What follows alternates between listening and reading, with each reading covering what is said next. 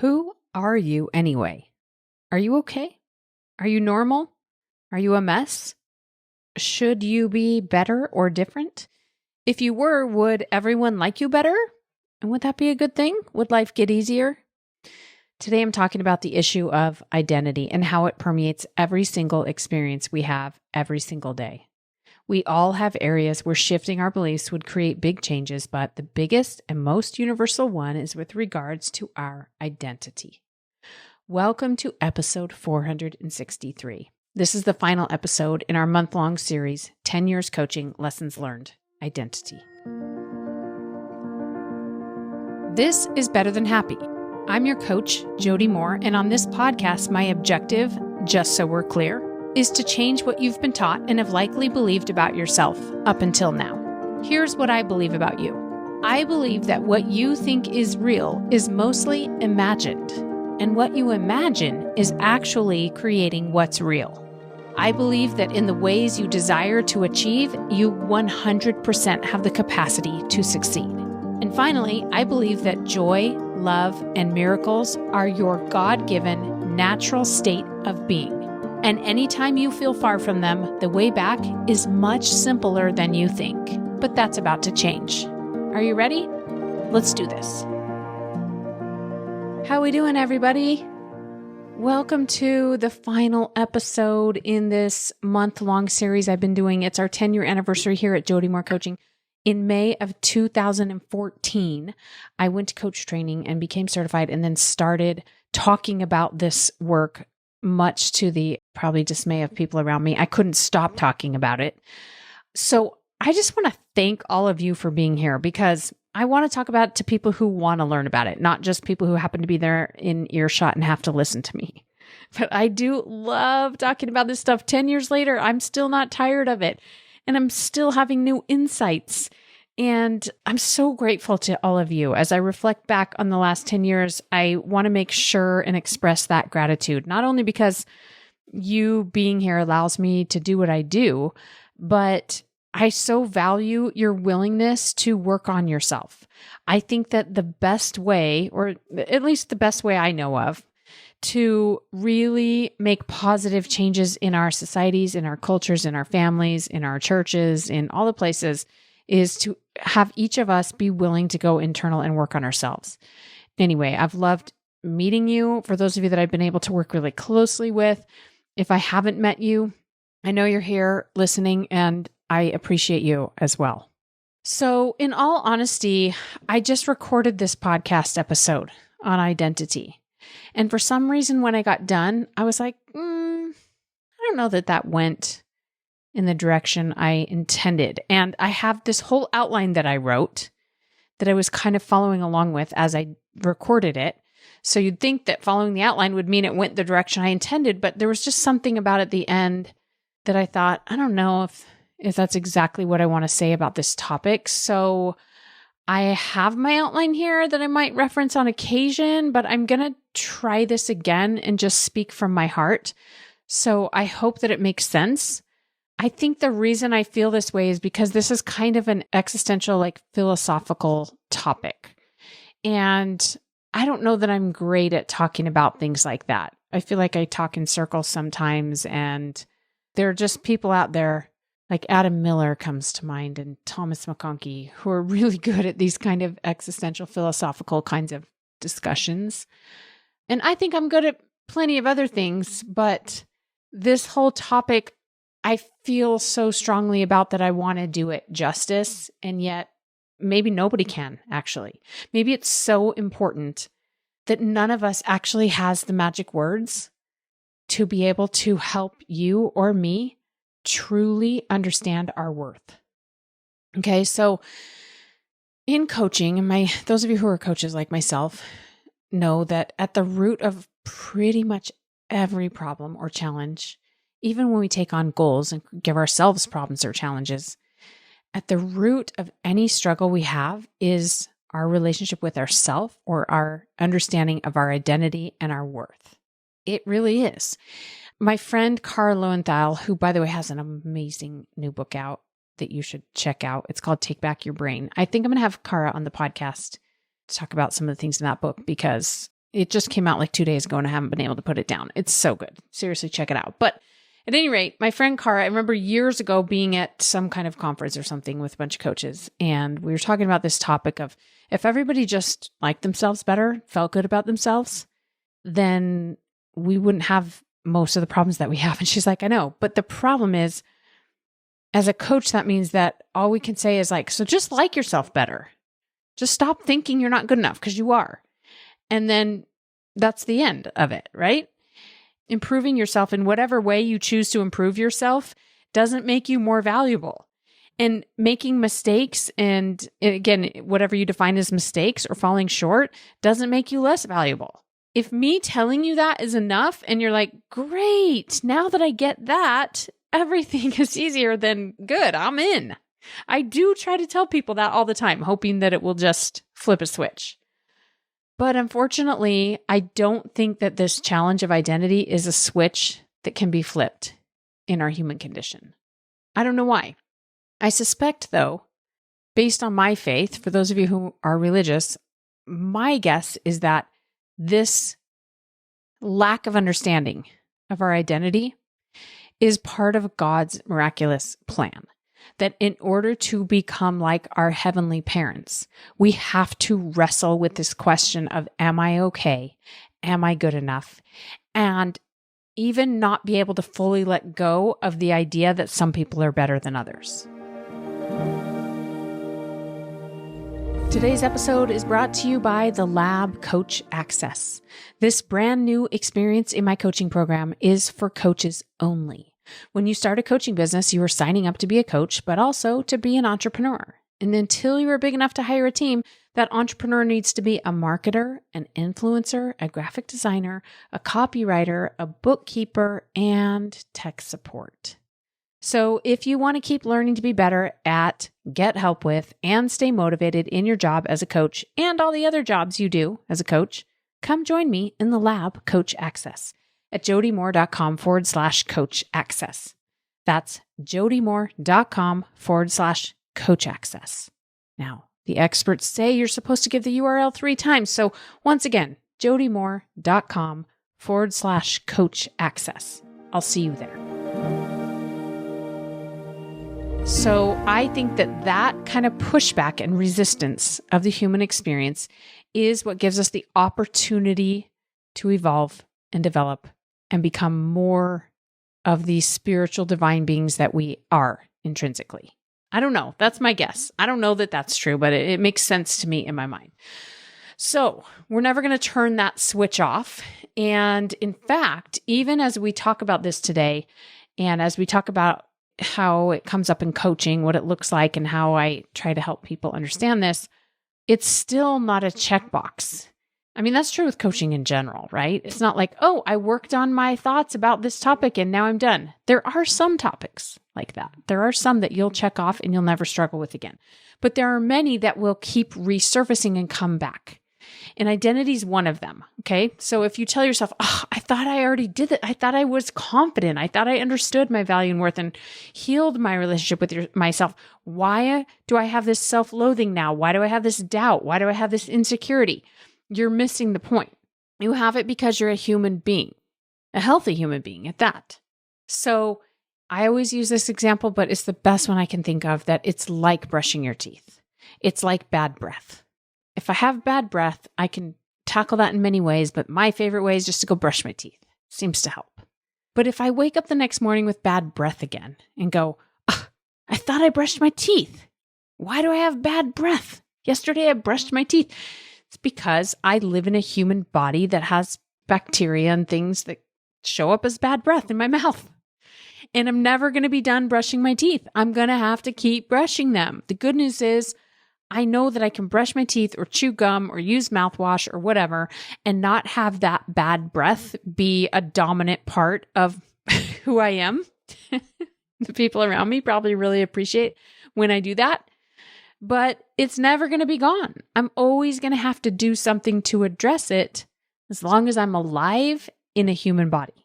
And that is how identity work is as well.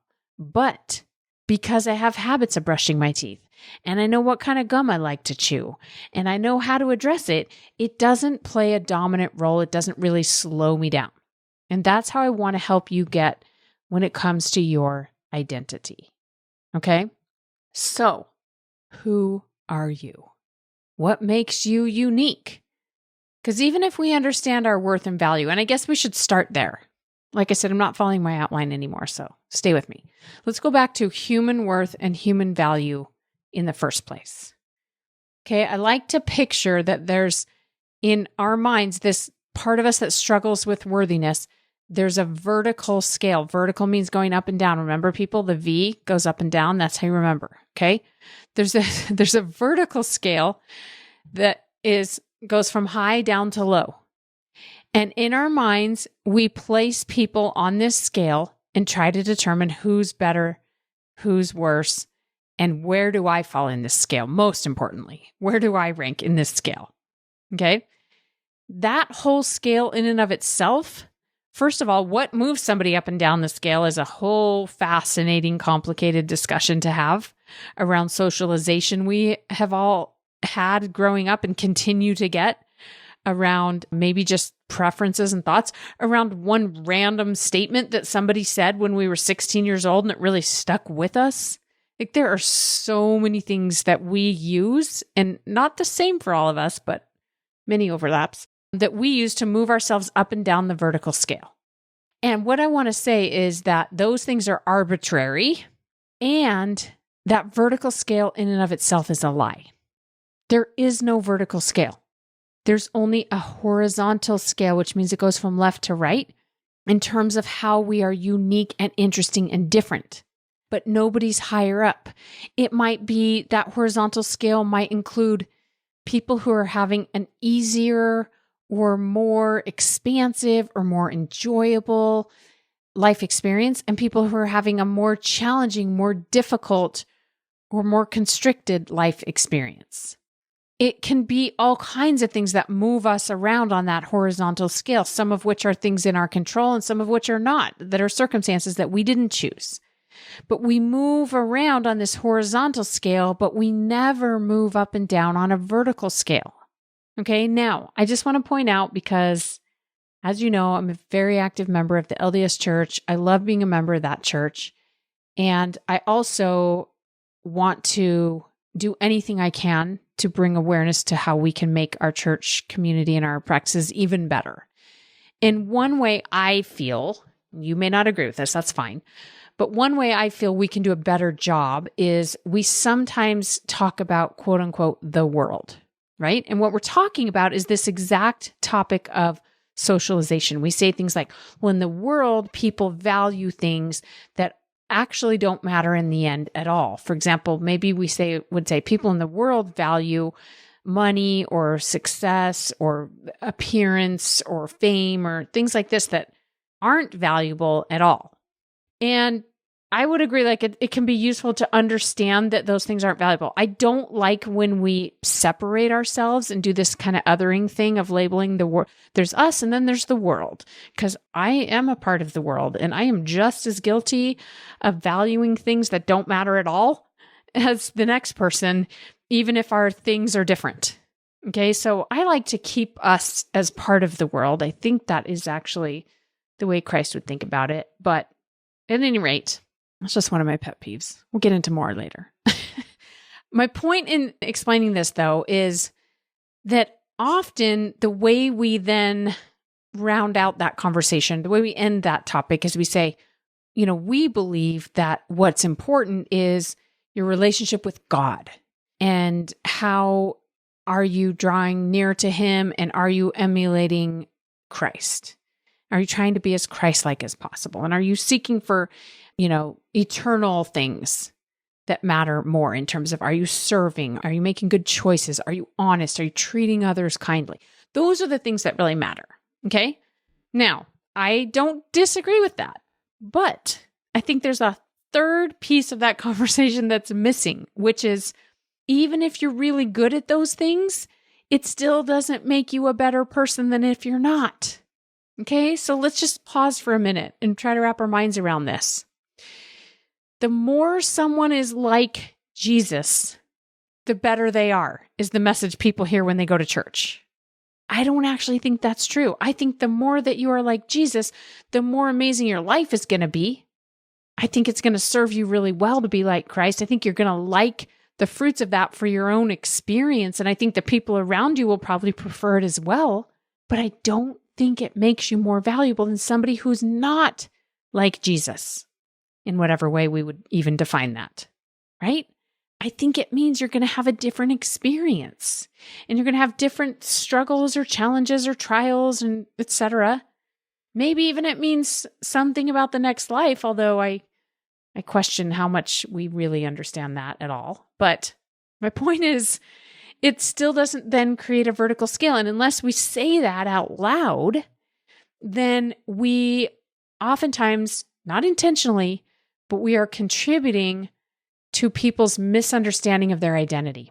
I do worry about this when it comes to our kids and our youth and the way we talk to them at our church. I personally am constantly saying, anytime I get in front of the kids or the youth, I say, listen, you're going to make mistakes. You're going to break commandments. You're even going to make big mistakes. Some of the stuff in your mind that you think, I would never do that, you might do. And it doesn't make you less valuable. It doesn't touch your worth. And it doesn't mean God's disappointed in you or doesn't love you as much. Because the brain wants to believe otherwise. The brain is looking for a way to measure success. And the brain is trying to put you and me, my brain does it too, on a vertical continuum. And the problem is that lie that we believe, Myron Golden calls this your lie identity, right? Doesn't help us be better. It does the opposite. Makes it harder for us to be who we want to be. So when I say better, that's a subjective term. It's not based on your worthiness. It's based on what for you is the kind of person that you want to be. Who do you want to be? How do you want to live? What decisions do you want to make? How do you want to show up? How do you want to feel? What do you want to create? What do you want to go after? The things that you desire, the person you desire to be, whoever you genuinely are at your best, which is tough to know who that is because we all have so much socialization around who we should be or what is good, right? But my point is, whatever is truly you at your purest, most loving, least fear-based, most confident is tough to be when your identity is in question. That's just the reality. So listen, this is coaching that I do in all kinds of ways. Sometimes we literally have this discussion. I can think of instances when I've talked to clients over the past 10 years about what does make a person valuable? And I so appreciate people telling me what they truly believe, what their brains are telling them. Because we have like the prefrontal cortex, the wise, I know this kind of answer. And then we have the subconscious, this is what I kind of still believe for some reason, even though I logically don't believe it, right? And when we access that subconscious belief that is actually the stronger driver in all of us, it can be really powerful. So sometimes people have told me that there's a part of them that does think that the more you get done, the better you are. The harder you work, the better you are. The more people like you and approve of you for whatever reason. A lot of times people are like, no, I don't want people to approve of me just because of my appearance or my whatever. But if people think that I serve a lot, that I'm really righteous, that I'm really humble, or that I'm really smart and I have interesting things to say, or that I'm really fun, or whatever the reason, right? Then that must mean I'm a better person if people like me. Or if people don't like me, I must not be doing as good of a job at this whole being a human thing. I must not be as worthy, as valuable, as complete, whole, good, etc. What is it for you? What do you think makes some people better than others? We can go into a whole bunch of stuff about all of our, fears and assumptions and biases that we have around people for all kinds of reasons. But even if you clean up a lot of that, whatever's left is still a belief that there are certain ways to earn more worth. And that's a dangerous belief system. So how do we, quote unquote, brush our teeth of this? How do we chew a piece of gum? How do we not let this thing that I don't think we'll ever get rid of in this lifetime, how do we not let it be something that so negatively impacts whatever else we're doing, our relationships, our contribution, our ability to set and achieve goals, and even our day-to-day life experience. Here's what I think.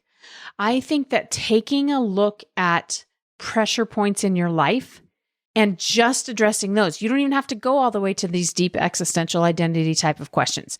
If you take a look at what upsets you, what bothers you, what frustrates you, what's hard for you, like I said, at the core of that is identity. So as we work on these smaller, easier to access things, which is what we do in coaching, it naturally shifts the identity piece.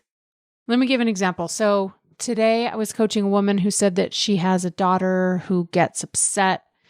She wants this daughter to do some homework, for example, and the daughter gets upset and yells at her and says, "You're trying to manipulate me," amongst other things. Okay. So my client says that she feels sad and defensive as she gets emotional. She has to withdraw. She's upset by this. Okay. Nothing wrong with this. My client, I was like, doesn't sound to me like you're doing anything wrong here, but it's interesting, right? Let's notice it.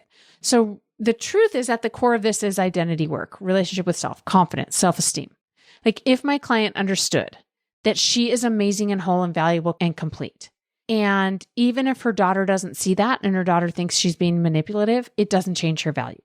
Or even if she is kind of being manipulative, or maybe she's really directly being manipulative.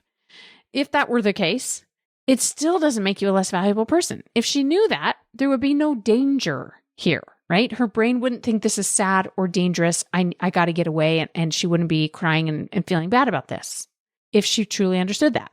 But she's a human being having a human experience. And so for whatever reason, do you see what I mean about these pressure points? Some of you might say, my child says that to me all the time and I don't care at all. I just know that she's emotional and she's dramatic and she's struggling. And I just tell her, oh, well, whatever. And I move on, right? For some of you, that wouldn't be a pressure point.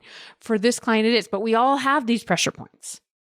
So when you take a look at the pressure point and you start examining it and you start questioning, why does this bother me? What do I make it mean when my child is upset with me or about the child? Do I make it mean something about myself as a mother? And, that I'm not a good mother? And if so, like, am I saying that I should be a good mother? If I was a good mother, then what? I would be more lovable, more complete, more worthy? Do you see how we've just tapped into a little piece of this identity work that we could do? Because the truth is you could be whatever's the best mother on the planet, if we could even define that, and it wouldn't make you more valuable than if you were the worst mother on the planet. That's fascinating. Now, when we unwind this stuff, and we don't always have to get to this level of identity in order for this to make an impact, but it will impact your identity because it's there, whether we say it out loud or not, okay? But when we do unwind it, then the next logical question I hear a lot is, well, then why bother? If being a better mother, or if achieving this goal, or if being more like Christ, or whatever it is that you choose to make the thing, if that doesn't make me more valuable, more worthy, if it doesn't move me up on this vertical continuum, then why bother? And I think that's such a fascinating question. The fact that that question comes to mind for so many people when I do this work tells me that there's a huge part of our brains dedicated to climbing a ladder that doesn't even exist. Isn't that crazy to think about? I don't know why, but for some reason as a young girl, like as a teenager, I remember thinking about this. Do you have these kind of like weird existential questions that you get as a kid? Like, why do we all want to have fancier cars and bigger houses and skinnier bodies? And this was, again, when I was a teenager, right? And I remember going, because then we think that people will like us more or will be impressed by us or will be impressed by us, then we'll feel better about ourselves. I remember realizing at a really young age, we're all just trying to feel better about ourselves. Everything we do is an attempt, most of what we do anyway, is an attempt to feel better about ourselves. That's so fascinating. It wasn't until I found coaching much later in my life that I learned how to actually feel better about myself, which is exactly what I'm describing here. Take a look at your pressure points or pain points. Now, my favorite ones to look at that I like to use to work on identity are the pressure points that I create or that you create for yourself. I like to give myself a challenge or a goal. I like to say, I wonder if I could achieve this thing. I wonder if I could do that, because it forces the identity work. I have to examine my own limiting beliefs, my own thoughts about whether or not I'm worthy of this achievement, or whether or not it's possible for me, or whether or not I'm willing to be terrible at things and fail at things and still not make it mean something about my identity. There's so much identity work that's available from a challenge or goal that I pick. And the good news about this is that I'm working towards something that I desire. So you can do it either way. You can do it with challenges and problems. You can do it with goals, and probably you'll have some of both in your life if you're like most of us. But the more you understand that that vertical ladder of who's higher and who's lower doesn't even exist, no matter what you have been believing all this time, the freer you become. So the answer to the question that I brought up earlier, like if it doesn't make me better, then why bother? Is just because we're alive here on planet Earth having an experience, and we actually don't like boredom or stagnation either. Like we're either growing or dying, right? And growth feels a lot better to us because it's what we're here for. And there's all kinds of ways we can grow, but if we stop growing, we don't feel good. We feel depressed. We feel sad. We're not designed for stagnation. It's just not even an option. So again, I look at like a sporting event, right? You go to a game, let's say you go to a basketball game, and there's a bunch of basketball players on the floor trying to shoot hoops, and maybe they have all kinds of motivation, and I'm sure identities at play and all of that. But let's say we cleaned all of that up. Let's say it's not a professional game. Let's say it's a group of boys out in the neighborhood. And again, there's still going to be identity stuff to clean up. But at its essence, at its purest, why are they playing basketball? Just because they can, because they're alive and they have legs to run on and they have a ball and a hoop. And it's fun to interact, and it's fun to see what's possible. And it's fun to have a challenge and to get better and to gain the skill of dribbling and shooting a basketball. And it feels good to be in a body and get your heart rate up. And it's fun to interact with other people and to have teammates and to have competitors, and all of it just feels good, right? In all kinds of ways.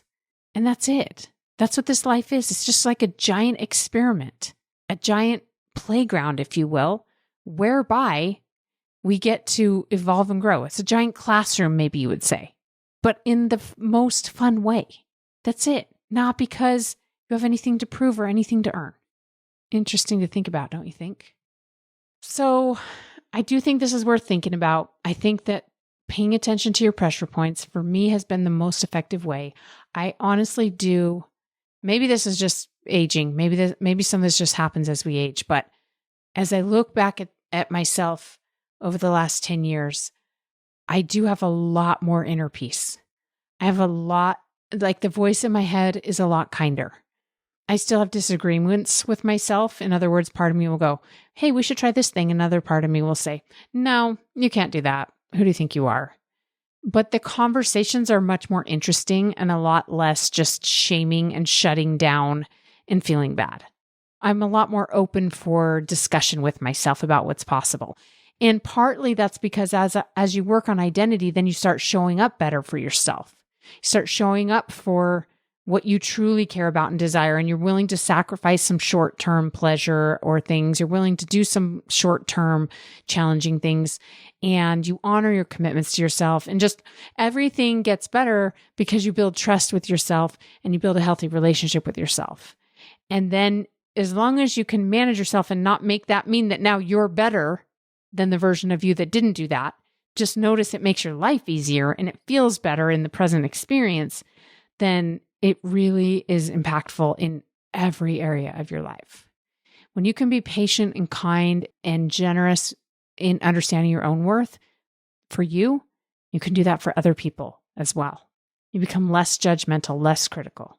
Okay, so practice understanding this. I like to do it in small moments, like I'll be driving downtown and see a bunch of homeless people on the side of the road. And I just quickly remind myself, I'm not better than them because I'm driving my car down the street and they're homeless on the side of the road. I'm not better than them. I'm having a different life experience. And for all I know, if I came from their circumstances, I would be struggling a lot more than they are. Who knows? We have different circumstances. We're having different experiences. And maybe some of that's within some of our control, and maybe a lot of it's not. We're both equal in value. That's interesting. And when I see somebody succeeding in all the ways that I wish I could succeed, that it's achieving things or that seems to have a better handle on their habits or whatever it is, I remind myself, they're not better than me. We're the same. We're both amazingly valuable, complete, 100% lovable people. We're just having different experiences, some of which may be because of choices we made and some of which may be outside of our control. I don't know. All I know is we're equal, just different. Interesting. You see how I'm like constantly reminding myself? Because then inevitably I wake up with bad breath again at some point. And I think that I'm a little better than someone, or I think that I'm much worse than most people. And I just brush my teeth again. It usually comes up, right? When I say wake up with bad breath, it usually is because of a challenge that has come up in my life, a problem of some sort, or a goal that I'm striving to achieve, and I'm not making the progress that I wish I was. Those are the two times when I pay attention to my identity work, and I hope that you'll do the same. Thanks for joining me for this episode today. You are amazing. I love you so much. Thanks for being here, and I'll talk to you next time. Bye-bye. If you find the podcast to be helpful, you're going to love The Lab. In Better Than Happy, The Lab, we experiment with applying all of it in your real life. Whether you're in the middle of a challenge and ready for some relief, or you're ready to commit to pursuing your dream goals and making them a reality, come join me in The Lab at jodymoore.com/The Lab. That's jodymoore.com/The Lab.